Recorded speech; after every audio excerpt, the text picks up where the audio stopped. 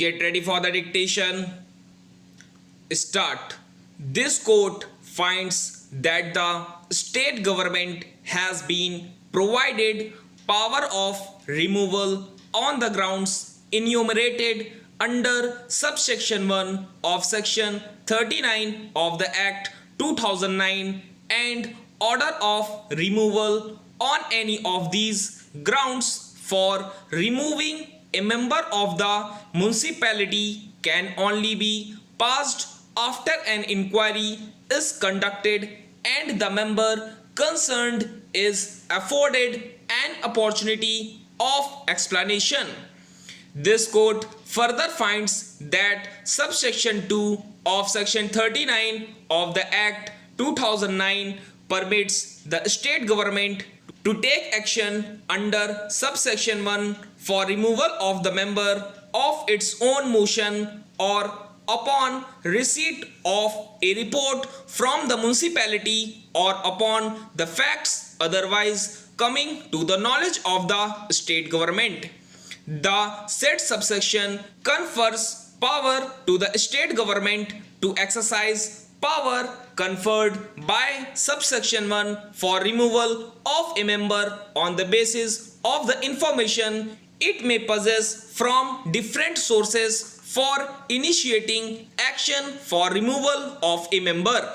This court finds that subsection 3 of section 39 of the Act 2009 provides that for removal of a member on any of the grounds specified in clause C and D of subsection 1 as a result of the inquiry, the hearing of explanation of the member concerned is necessary and distinct charges are required to be levelled, and further the inquiry is to be conducted by judicial officer to be appointed by the state government.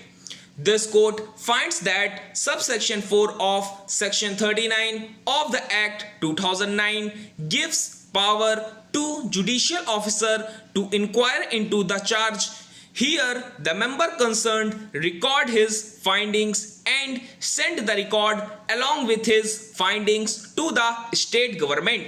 This court finds that subsection 6 of section 39 of the Act 2009 is a non-obstante clause and confers power in the state government to place under suspension a member against whom proceedings have been commenced until conclusion of inquiry and passing of the final order of removal under subsection 1 of section 39 of the Act 2009. This court finds that the power of suspension can be invoked by the state government if the proceedings have been commenced for removal of a member as provided under subsection 1 of section 39 of the Act 2009.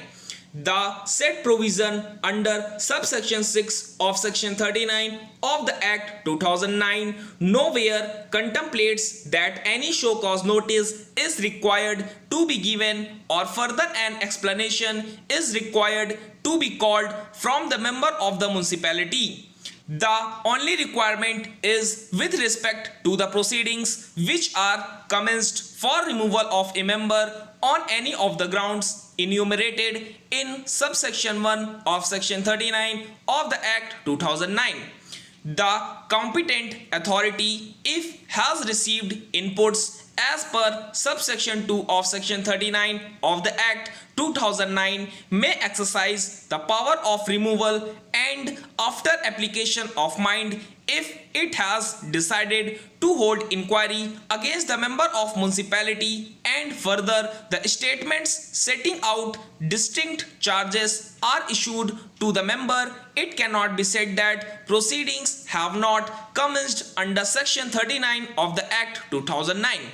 This court finds that the reliance placed by learned senior counsel for the respondents on the judgment passed by this court, the case of Jan Muhammad Supra, the division bench of this court has clearly held that when any preliminary inquiry report is submitted to the government and the same is considered by the government by applying its mind, and it comes to the conclusion that a further probe in the matter is essential, and if the government decides to issue a notice to the incumbent as why definite charges be not framed against him and be referred to a judicial officer, the state government has power to suspend the member of municipality simultaneously when it decides to issue him a show cause notice under earlier section 63(2) of the Rajasthan